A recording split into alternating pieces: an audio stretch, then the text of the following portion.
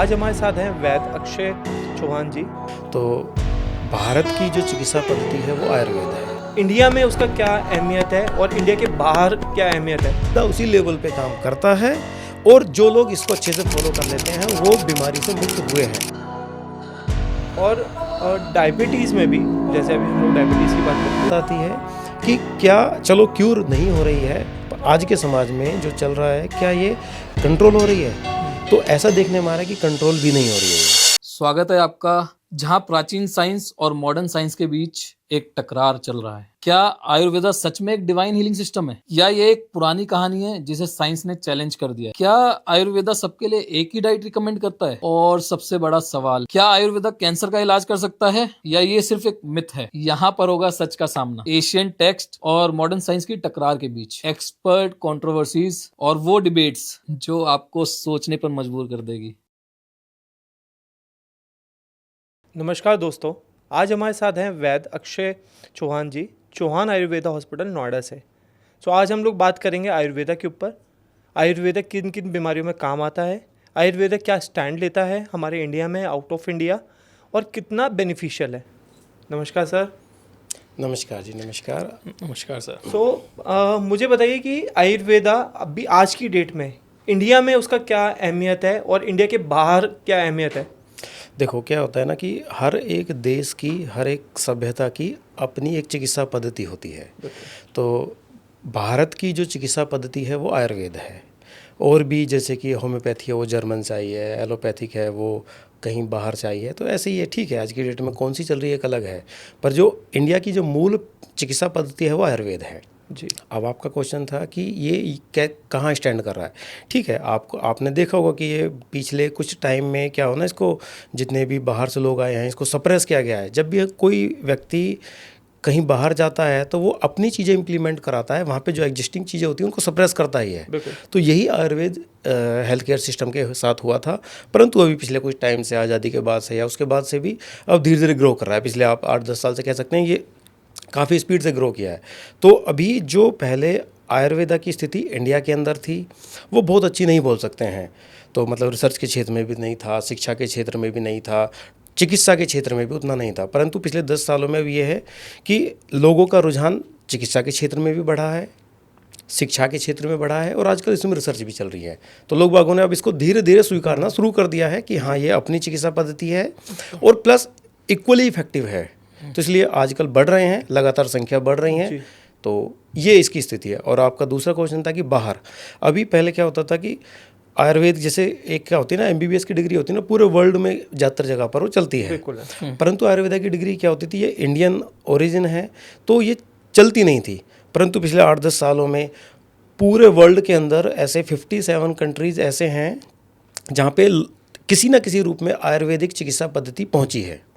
और अभी पहले 2-3-4 देश ही थे जो इस डिग्री को वैलिडेशन देते थे, परंतु अब ये संख्या बढ़ के धीरे धीरे ऐसा सुनने में आया हाल फिलहाल में कि 32 कंट्रीज़ हो गए हैं जिसने इस डिग्री को कर दिया है। और अभी आपने शायद सुना होगा कि जो ब्रिटेन है 10,000 आयुर्वेदिक के डॉक्टर्स को रिक्रूट करने वाला है अपने कंट्री में। अच्छा।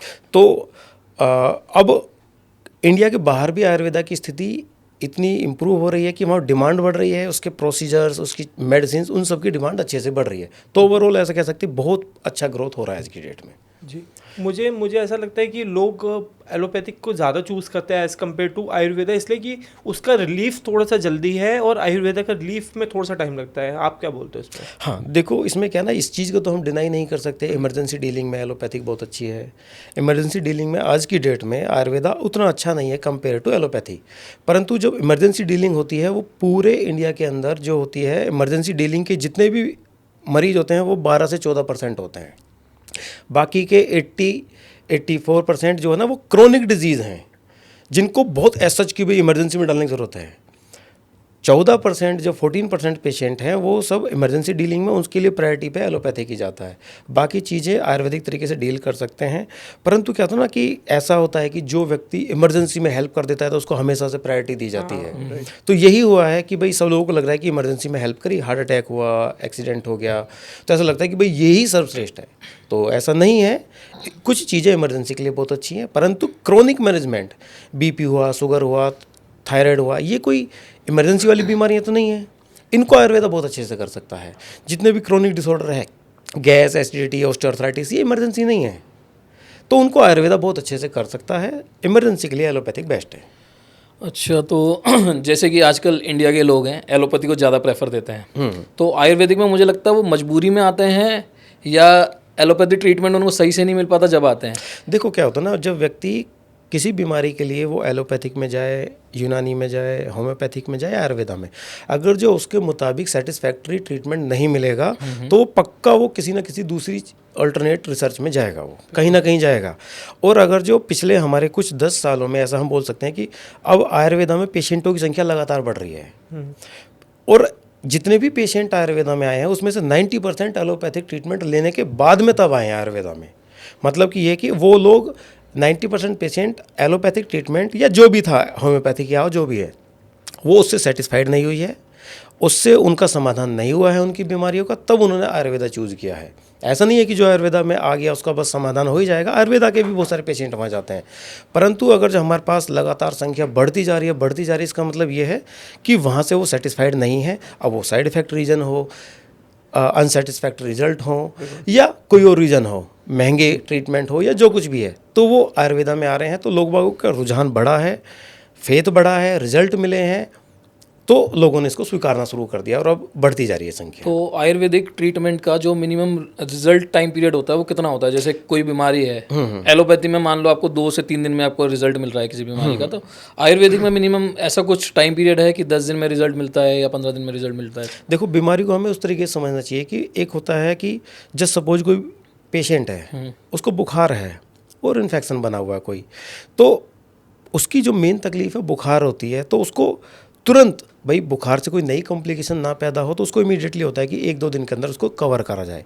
पर कोई सोचे कि 2 ही दिन में इन्फेक्शन भी ठीक हो गया, ऐसा नहीं होता है। उसके लिए कुछ 5 दिन तक, 7 दिन तक, 15 दिन तक दवाइयाँ चलती है। बीमारियाँ हैं, परंतु उसकी जो ज़्यादा परेशान करने वाली चीज़ें थी वो 1-2 दिन की होती है, वो एलोपैथिक से चली जाती है। ऐसे ही आयुर्वेदा में कि वो जो पहले 1-2 दिन की होती है उसको आयुर्वेदा 1-2 दिन के हिसाब से काम नहीं करता है, उसको 15 दिन चाहिए या 20 दिन, या जो एक बीमारी का पीरियड होता है कि भाई इतना टाइम चाहिए ही चाहिए, तो वो धीरे धीरे काम करेगा। वो ऐसा नहीं है कि भाई वो पहले सिम्टम्स ये वाले दवा दो बाद में उसको छोड़ दो किसी भरोसे, नहीं, वो स्लो प्रोग्रेशन दिखाएगा परंतु काम पक्का करेगा वो। तो इसलिए लोग बागों को ये होता है कि भाई ठीक है उनको स्लो लगता है, पर स्लो नहीं है, टाइम लगता है उधर में भी। अब ट्यूबरकुलोसिस, टीबी की दवाइयाँ 6 महीने, 9 महीने, 12 महीने ऐसे चलती हैं, तो वो एक दिन की गोली खाने से थोड़ी ना ठीक होती है, उसके लिए चाहिए, उसको परहेज भी चाहिए, उसको 6 महीने, 9 महीने, 12 महीने चलता है, एक पीरियड है उनका। ऐसे ही आयुर्वेदा में एक फिक्स होता है, जैसे कि टाइफाइड के बहुत सारे बिगड़े हुए केस आते हैं हमारे पास में, जिन्होंने एलोपैथिक का 7-7 दिन का, 14-14 दिन का, 5-5 दिन का इंजेक्शन, एंटीबायोटिक सब कुछ खा चुके हैं, तब भी नहीं जा रहा है, बार बार उनको परेशान कर रहा है। तो एलोपैथिक का जो भी था करा चुके हैं, जब वो आयुर्वेदा में आते हैं तो हमारे आयुर्वेदा में ऐसे मानते हैं कि इसकी गंभीरता के हिसाब से कितना पुराना है कि जी आपको इसमें 21 दिन लगेंगे, आपको इसमें 40 दिन लगेंगे या 60 दिन लगेंगे, एक फिक्स पीरियड है। तो उसको धीरे धीरे वो चलता रहता है, पर स्लो फास्ट ऐसा कोई कंसेप्ट नहीं होता है। किसी भी चीज़ को मैनेज करने का एलोपैथिक का अपना तरीका है, आयुर्वेदिक का अपना तरीका है। वो स्लो हो सकता है, फास्ट हो सकता है। आयुर्वेदा बेसिकली मुझे लगता है वो रूट पर काम करता है, उस बीमारी की रूट से खत्म करता है उसको। बिल्कुल। और एलोपैथिक क्या करता है, वो ऊपर से उसको ठीक कर देता है, लेकिन कहीं ना कहीं पे उसकी जो सिम्टम्स है वो रह जाते हैं बॉडी। देखो क्या है ना, देखो एलोपैथिक क्या करता है उसके बारे में तो एलोपैथिक के डॉक्टर बता सकते हैं, परंतु ऐसा देखने में आया है कि सब लोग कह रहे हैं कि जी एलोपैथिक से बुखार तो कम हो गया, पर वो रिपीटेशन नहीं रोक रहे हैं बीमारी का। जैसे आजकल एलर्जीज देख रहे हो आप, कोई भी इन्फेक्शन रिपीटेशन नहीं रोक, इस काम में आयुर्वेदा बहुत अच्छा रोल करता है। तो आप ये भी कह सकते हैं कि हाँ रूट लेवल पे काम कर रहा है, या फिर आप कह सकते हैं कि बीमारी को जड़ से ही खत्म कर रहा है इस तरीके से। परंतु क्या होता है ना, जैसे कोई वृक्ष होता है, वृक्ष की अगर जो आपको टहनियाँ काटनी है तो ऊपर की, तो वो बहुत आसानी से कट जाती हैं, परंतु अगर जो आपको उसको जड़ से ही ख़त्म करना है तो आपको अधिक समय लगेगा, खोदना पड़ेगा, उसको समय लगेगा उसमें। तो ऐसे ही होता है कि जब कोई बीमारी पुरानी होती है तो उसको जब समूल नाश करना होता है तो उसको समय लगता है कि ये अंदर बिल्कुल समाप्त करने के लिए। तो इसमें टाइम टेकिंग प्रोसीजर तो है, पर काम रूट लेवल पे होता है। अच्छा, जैसे कि आजकल बीमारी चल रही है शुगर और आपकी बीपी की, एलोपैथी के हिसाब से जब तक अगर आपको ये प्रॉब्लम हो गई तो लाइफ टाइम आपको दवाई खानी पड़ती है। और जितना मेरे को पता है आयुर्वेदिक में इसका कोई संभव इलाज है कि लाइफ टाइम दवाई ना खा के कुछ पर्टिकुलर टाइम, साल भर 6 महीने बाद इसको ख़त्म किया जा सकता है? देखो, आयुर्वेद भी एक विज्ञान है। आयुर्वेद में भी 4 वैरायटी की बीमारियां बताई गई हैं। एक बताई है सुख साध्य है, मतलब कि आसानी से ठीक होने वाली। एक होती है कष्ट साध्य है, ठीक हो जाएगी परंतु समय लगने वाला है। तीसरी होती है याप्य है, मतलब कि ये ठीक नहीं होगी, जब तक दवाइयाँ चलेंगी मैनेज होती रहेंगी, जैसे कि बीपी, शुगर, थायराइड, ऐसे समझ सकते हैं। एक होती है असाध्य है कि आप इसमें कुछ भी कर लीजिएगा ये ठीक नहीं होने वाली हैं, क्रॉनिक स्टेज की जो कैंसर वगैरह होते हैं, ये सब चीज़ें। तो अब आपने जिक्र किया कि बीपी, शुगर, थायराइड, इनको आयुर्वेद में भी वर्णन है इनका कि भाई इस लेवल की शुगर तो क्यूरेबल है और इस लेवल की क्यूरेबल नहीं है। अब एलोपैथिक में क्या है, ऐसा देखने में आ रहा है कि जी मैक्सिमम अगर जो एक बार एलोपैथिक की मेडिसिन शुरू हो गई तो वो लाइफ लॉन्ग चलेगी, ऐसा देखने में आता है। परंतु आयुर्वेदा में उसको बाइफर्केट कर रखा है कि भाई इस लेवल की अगर जो डायबिटीज़ है तो ये ठीक हो जाएगी और इस लेवल की है तो ये ठीक नहीं होगी। तो हमें पेशेंट देखना होता है कि वो किस कैटेगरी में, आयुर्वेदा के अनुसार किस कैटेगरी में फिट हो रहा है जी। और एक जो थोड़ा सा एक भ्रम भी चल रहा है लोगों के बीच में कि हमें सीधा सीधा समझना चाहिए कि डायबिटीज़ एक लाइफ स्टाइल डिसऑर्डर है, मतलब कि उनकी दिनचर्या डिसऑर्डर हो रखी है, गलत हो रखी है। और वो अगर जो वो व्यक्ति अपनी गलत आदत, गलत चीज़ों का समाधान अगर जो वो सोचे कि मैं अपनी आदत और समाधान को करेक्ट नहीं करके मैं कोई एक ऐसी गोली ढूंढ लूँ जो उसको ठीक कर दे, ये नामुमकिन है। यही वजह है जहाँ तक हमें लगता है कि बीमारियाँ ठीक नहीं हो रही हैं। उन दवाइयों से बस वो बढ़ नहीं रही है परंतु ठीक नहीं हो रही है, क्योंकि जो चीज़ गलत खान पीन, गलत रहन सहन, गलत आदत की वजह से डेवलप है, आपको उसी लेवल पे काम करना पड़ेगा। आयुर्वेदा उसी लेवल पे काम करता है और जो लोग इसको अच्छे से फॉलो कर लेते हैं वो बीमारी से मुक्त हुए हैं, वो बीमारी चाहे जो हो। जैसा कि अभी आपने बताया कि लोगों की दिनचर्या अच्छी नहीं होती, सही नहीं होती, जिसकी वजह से डायबिटीज़ का भी इशू आता है या कोई और बीमारी का आता है। तो आयुर्वेद के अकॉर्डिंगली क्या दिनचर्या होनी चाहिए एक इंसान की जिससे वो फिट रहे, हेल्दी रहे? देखो, मैं आपको इसके बारे में एक और बताना चाहूँगा। जितनी भी इस दुनिया में रिसर्च आ रही हैं किसी भी बीमारी को लेकर, आप रिसेंटली न्यूज़पेपर्स, आर्टिकल्स उठा लीजिएगा, सब में एक चीज़ कॉमन निकल के आ रही है कि गलत खान पान। इसका मतलब ये है कि गलत खान पान खाली 1, 2, 4 बीमारियों को प्रभावित नहीं कर रहा है, वो पूरे शरीर को प्रभावित कर रहा है। और वो जितनी भी बीमारियां हैं उसके बैकग्राउंड में कहीं ना कहीं गलत खान पान एक रोल है। ठीक है। अब जो आपका क्वेश्चन था, क्या था भाई? मेरा क्वेश्चन ये था कि आयुर्वेद के अकॉर्डिंगली क्या दिनचर्या होनी चाहिए एक इंसान की जो उसको फिट रखे? यस, आयुर्वेद ने हमेशा जब भी कोई होती है तो उन्होंने क्या ना, फूड लाइफस्टाइल को बहुत प्रायोरिटी पे लिया गया है। तो उन्होंने बताया गया है कि जो एक, देखो आपको समझना है ना कि भाई आयुर्वेदा में क्या कोई स्पेशल लाइफस्टाइल है? नहीं, आयुर्वेदा में वही लाइफस्टाइल है जो एंशिएंट इंडिया में या इंडियन कल्चर में थी। सुबह जल्दी उठना है, आपने पानी पीना है, फ्रेश होना है, फिर आपने व्यायाम कंपलसरी करना है, आपने दांत साफ करने हैं तो उसके लिए भी सिस्टम था एक आयुर्वेदा में, दातुन वगैरह का। आपने जीवा साफ करनी है तो उसका भी एक सिस्टम था। आपने आँखों का केयर कैसे करना है, आपने कान का केयर कैसे करना है, आपने कहीं ट्रैवल करनी है तो आपने क्या क्या चीज़ आपके पास में होनी चाहिए, किस किस चीज़ों की सावधानी है, खाने का भोजन का तरीका बताया कैसे करना है, कैसे बैठ के करना है। इवन मतलब पोटी, मतलब इंडिया में आप देख रहे हैं कि मतलब पोटी करने तक का जो तरीका है ना वो इंडियन था। हाँ, और आजकल वेस्टर्न को अपनाया जा रहा है। तो इसके भी कुछ अब चीज़ें निकल के आने लगी हैं। वही मेरा एक क्वेश्चन ये भी था इसी से रिलेटेड कि जो पहले और अब में क्या वो डिफरेंस है, तो वो आयुर्वेदा में कैसे उसको देखा जाता है। जैसे कि पहले हम लोग इंडियन टॉयलेट यूज़ करते थे, अब हम लोग वेस्टर्न यूज़ करते हैं। ठीक है, पहले हम लोग ज़मीन पे आल्टी पाल्टी पैर करके बैठते थे और खाना खाते थे, और आज की डेट में हम लोग डाइनिंग टेबल पे बैठ के खाना खाते हैं। तो इन सब को आयुर्वेद कैसा देखता है, मतलब वो कहाँ पे कितना वो कारण है बीमारियों का इन सब चीज़ों से? या जैसे मतलब अगर हम लोग इस तरीके से देखें कि इंडियन तरीके से बैठ के अगर हम लोग मॉर्निंग में फ्रेश अप होते हैं और आज वेस्टर्न तरीके से होते हैं, तो उसमें कुछ बीमारियां हैं जो कि पहले नहीं होती थी बट अब होती है। जैसे घुटने की बीमारी है या पैरों की बीमारी है, वो पहले कम थी, अब ज़्यादा है। तो कहीं ना कहीं पे उसका रीज़न ये भी है। देखो, जब भी कोई एक साइंस होती है ना, वो एक अपना एक सिस्टम डेवलप करती है हेल्थ केयर के लिए कि भाई सेहत को कैसे बचाया जाए। तो उसके अंदर वो उसका खाना पीना, रहन सहन, उठना बैठना, हर चीज़ के लिए कुछ नॉर्म्स तैयार करे जाते हैं जो कि इंडियन सिस्टम में थे। अब आपने पोटी का जिक्र किया तो एक पहले इंडियन तरीका डेवलप किया गया, तो भाई आप इस तरीके से पोटी कर सकते हैं। उसके बाद में आजकल वेस्टर्न आया, तो अब ऐसा देखने में आ रहा है कि अब यहाँ पे खासकर सिटीज़ में देख रहे हैं कि वो वेस्टर्न तरीका ज़्यादा अपनाया जा रहा है। परंतु अब केस देख रहे हैं कि कंपेरेटिवली वे सिटीज़ के अंदर बीमार लोगों की संख्या ज़्यादा है। राइट। तो उनका जब देख रहे हैं कि भाई उनके क्या डिफरेंस आया है, तो देख रहे हैं कि जो एक कल्चरल डिफरेंस आ रहा है कि आजकल वेस्टर्न कल्चर हावी होता जा रहा है, तो वो ड्रेस घोड़ा गाड़ी तक रहे तो ठीक है, परंतु उनके खाने पीने में, उठ के उठने बैठने इन चीज़ों में है। तो अब वो इंडियन कल्चर नहीं फॉलो हो रहा है और वेस्टर्न कल्चर फॉलो हो रहा है। तो इंडियन कल्चर में बीमारियां कम थी और वेस्टर्न कल्चर में बीमारियां ज़्यादा आ रही हैं, तो ऐसा देखने में मिल रहा है। हालांकि ऐसा कोई प्रूव नहीं कर सकते कि नहीं जी नहीं हमारे सिस्टम में गड़बड़ है और उनके सिस्टम में गड़बड़ नहीं है, परंतु प्रैक्टिकली क्या चल रहा है हम इस चीज़ को इग्नोर नहीं कर सकते समाज में कि लोग बागों की संख्या, बीमारों की संख्या बढ़ रही है लगातार शहरों में।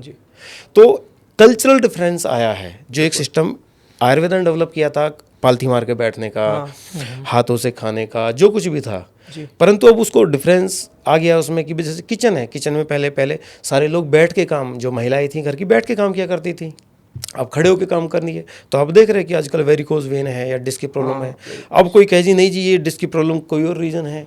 तो ऐसा देखने में आ रहा है कि डिस्क की प्रॉब्लम जो महिलाएं खासकर किचन में बहुत लंबे टाइम तक खड़े होकर काम कर रही हैं, उनमें भी देखने में आ रहा है। कंपेरेटिवली जो सिटिंग, जो गांव की महिलाएं हैं जो बैठ के किचन में काम करती हैं, उनके मुकाबले वेरिकोज वेन वहाँ नहीं आ रही है, यहाँ ज़्यादा आ रही हैं। सही बात। तो ये इसका मतलब ये है कि भाई कुछ ना कुछ तो है इस कल्चरल में, जो ये जो तरीके चेंज हुए हैं उनमें कुछ तो दिक्कत है। और डायबिटीज़ में भी, जैसे अभी हम लोग डायबिटीज़ की बात करते हैं, डायबिटीज़ में जो है आजकल इंसुलिन का वो यूज़ करना बहुत ज़्यादा हो गया है। मतलब मैं आजकल हर दूसरे इंसान को देखता हूँ वो इंसुलिन यूज़ करते हैं डायबिटीज़ के लिए, उनके इस लेवल की डायबिटीज़ है। तो उसका कुछ क्योर है अपने आयुर्वेदा में या कैसे देखते हैं? देखो क्या होता है ना कि किसी भी बीमारी का एक होता है कंट्रोल, एक होता है क्योर। राइट। आयुर्वेदा में 20 प्रकार की डायबिटीज़ बताई गई हैं, उसमें से 16 वैरायटी की उन्होंने बताया कि क्यूरेबल है, 4 वैरायटी की इनक्यूरेबल है, ऐसा बताया है। वो व्यक्ति किस कैटेगरी का है उसको एक आयुर्वेदिक डॉक्टर अपने तरीके से पहचान सकता है और वो फिर तब बता सकता है कि क्यूरेबल है कि नहीं है। परंतु फिर बात आती है कि क्या चलो क्यूर नहीं हो रही है, आज के समाज में जो चल रहा है क्या ये कंट्रोल हो रही है? तो ऐसा देखने में आ रहा है कि कंट्रोल भी नहीं हो रही है। ये बस खाली कहा तो जा रहा है कि जी आप मेडिसिन खा रहे हैं, टैबलेट खा रहे हैं, कंट्रोल हो रही है। अगर जो कंट्रोल हो रही है तो ये डोज क्यों बढ़ रही है? कंट्रोल हो रही है और इंसुलिन लेने की आवश्यकता पड़ रही है, ऐसा देखने में आता है कि जी पहले टैबलेट से कंट्रोल हो जाया करती थी, आजकल इंसुलिन लेना पड़ रहा है। कुछ केसेस ऐसे होते हैं कि डायरेक्ट उसको इंसुलिन से स्टार्ट करते हैं और वहाँ देख रहे हैं कि वो फिर कि जी पहले 15 यूनिट चलती थी, फिर अब 20 हो गई है, 40 हो गई है। इसका मतलब अगर जो डोज बढ़ रही है तो वो कंट्रोल भी नहीं हो रही है। तो आपके साथ अभी तक कोई पर्सनल ऐसे केस हुए जिसमें आपके आयुर्वेदा के ट्रीटमेंट से इंसुलिन छूट गई हो? यस, बिल्कुल। मोर देन एटलीस्ट अभी मतलब इसी साल के मैं बता सकता हूँ मोर देन 50 केसेस ऐसे हैं जो 20-30 इंसुलिन डिपेंड 20-30 यूनिट तक इंसुलिन ले रहे थे सुबह शाम, अब उनकी छूट गई है। अच्छा। मैं फिर दोबारा कहना चाहूँगा कि डायबिटीज़ एक लाइफ स्टाइल डिसऑर्डर है, क्योरेबल है काफ़ी हद तक। बिल्कुल। और जितने लोगों को मैं अब यहाँ बोल रहा हूँ कि इंसुलिन छोटी है, तो कोई ये ना सोचे कि आयुर्वेदिक दवाई से छोटी है। मेरी प्रायोरिटी फिर दोबारा ये है कि आयुर्वेदिक डॉक्टर, मैंने जो उनको एक लाइफ स्टाइल बताई है करेक्ट हमारे आयुर्वेद के हिसाब से, उसका परिणाम है कि उनकी इंसुलिन छोटी है। तो लाइफ स्टाइल डिसऑर्डर को आप लाइफ स्टाइल को ऑर्डर में ही ला के ठीक कर सकते हो। मेडिसिन समाधान नहीं है, ना तो आयुर्वेदिक मेडिसिन समाधान है ना एलोपैथिक मेडिसिन समाधान दिख रहा है अभी तक, परंतु एक करेक्ट लाइफस्टाइल। अब वो करेक्ट लाइफस्टाइल क्या है उसको आयुर्वेदा भी मानता है कि जी ऐसे होना चाहिए, एलोपैथिक भी मानता है कि इस तरीके से होना चाहिए। अब ये तो एक विषय है, समाज अपना आप समझेगा कि भाई किसके हम लाइफस्टाइल को अपना कर हम अपनी डायबिटीज़ को कंट्रोल कर पा रहे हैं विदाउट मेडिसिन।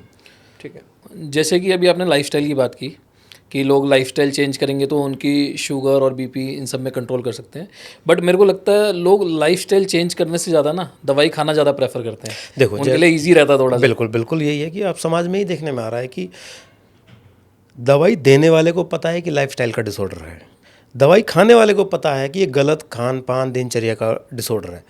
परंतु क्या है ना कि अगर जो मैं आपसे बोलूँगा कि भाई सुबह आप उठ के दौड़ लगाइएगा तो शरीर पे कष्ट आया ना, जोर पड़ा।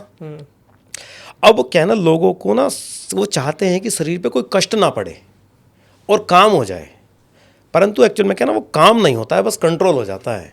तो लोग बाग ना इस चीज़ से भगने लगे हैं कि सुबह उठ के, अब जैसे कि अब क्या ना, अब हम देख रहे हैं कि आप हर चीज़ को पैक्ड फॉर्म में लेना शुरू कर दिया है। पैक्ड चीज़ क्या होती है ना कि कब प्रिपेयर हुई है, कब मार्केट में आई है, कितने दिन से पड़ी है, और उसके ऊपर कब डेट डाली गई है, ये नहीं है। आयुर्वेदा में उसमें पहले एंशिएंट इंडिया में ऐसा नहीं होता था, सब कुछ सामने होता था कि वो जैसे सपोज आटा है, आटे का सबको पता है। आप आज की डेट में कंपेयर करके देख लीजिएगा, किसी भी ब्रांडेड आटे को उठा लीजिएगा जिसमें लिखा हो कि 100% गेहूँ, आप वहीं अपना गेहूँ लेके जाइएगा चक्की वाले के पास में और उसको पिसवाइएगा। इधर भी दावेदारी हो रही है 100% शुद्ध गेहूँ, और आपने खुद गेहूँ लेकर गए हैं, आपने पिसवाया है। इधर भी आप स्वयं बोल रहे हैं कि 100%, पर आप कंपेयर करके देखिएगा, दोनों में जमीन आसमान का अंतर है। तो ये चल क्या रहा है? जब दोनों तरफ दावेदारी बराबर है तो क्या गेहूँ भी अलग हो जाएगा, या फिर आटे में अंतर कैसा आ रहा है? सही बात है। बात आती है फिर वो क्या पता नहीं है कंपनी ने वो कब पीसा गेहूँ, कैसा था, कुछ नहीं मालूम, कब वो पैक हुआ, कब वो डिस्ट्रीब्यूटर के पास आया, कब रिटेलर के पास आया, कब आपके घर में आया। तो उसकी क्वालिटी हैम्पर होती है ज़रूर। हर एक चीज़ की ना एक लाइफ होती है कि भाई ये लाइफ स्पैन होता है कि इतने दिन तक ही ठीक रहेगी। तो अब जो हमारा ये था कि भाई क्यों नहीं चीज़ें कंट्रोल में आ रही हैं, आपको अब हम बोलते हैं कि भाई ये काम करेगा कि भाई आप ना चक्की से उठाया करो आटा। हम ऐसे नहीं बोले कि आप हमारी चक्की से उठाओ या किसी से भी, कम से कम वो। पर अब क्या ना कि अब ब्लिंकिट पर ऑर्डर देना बहुत आसान काम है। मसाले हैं, ब्लिंकिट पाउडर देना आसान है, नहीं तो आपको मार्केट में जाना पड़ेगा, आपको क्वालिटी देखनी पड़ेगी, उसको फिर सुखाना पड़ेगा, आपको साफ सुध करके पिसवाना पड़ेगा। तो इसमें मैन पावर लगती है, शरीर पे कष्ट पड़ता है, समय लगता है। ये वही लोग हैं जो भोजन में समय खर्च नहीं करते हैं, डॉक्टर के पास उन्हीं की लाइन लगी पड़ी है। बिल्कुल। मतलब अपना लाइफस्टाइल सही नहीं कर रहे, उसी की वजह से दिक्कतें हो रही हैं। तो जो वायरल डिजीज़ हैं या फिर है वो, उनका तो ये है कि भाई चलो कहीं से लग गया, पर जो चीज़ लाइफस्टाइल से रिलेटेड है उसमें तो गेंद पेशेंट के पाले में है ना, वो कर क्यों नहीं रहा है? क्या एक होता है ना, यहाँ पे एक होता है कि भाई जानते नहीं है, यहाँ पे अब ऐसा देखने में आ रहा है जानते सब कुछ है, बस मानते नहीं है जी। सबको पता है कि ताज़ा खाना चाहिए सब कुछ, परंतु अभी हम बोल दें कि भाई जूस पी लेना तो फटाफट अभी पैक्ड ऑर्डर का पैक्ड जूस आ जाएगा। हाँ। क्या पीने वाले को नहीं पता है कि इसमें कितना ओरिजिनल है और कितना नकली है? पता है सबको, परंतु पी रहे हैं। क्या सबको पता है कि जो पैक्ड चीज़ें हैं उसके अंदर प्रिजर्वेटिव है? बहुत सारी चीज़ों में पता है प्रिजर्वेटिव क्या है, पर फिर भी तो क्या है ना, शरीर के ऊपर कष्ट आ रहा है, इसलिए लोग बाग ना आसान रास्ता ढूंढते हैं जी। तो इसलिए वो लाइफस्टाइल मॉडिफिकेशन करने की बजाय वो दवाइयों को ज़्यादा प्रेफरेंस देते हैं, ये कारण है।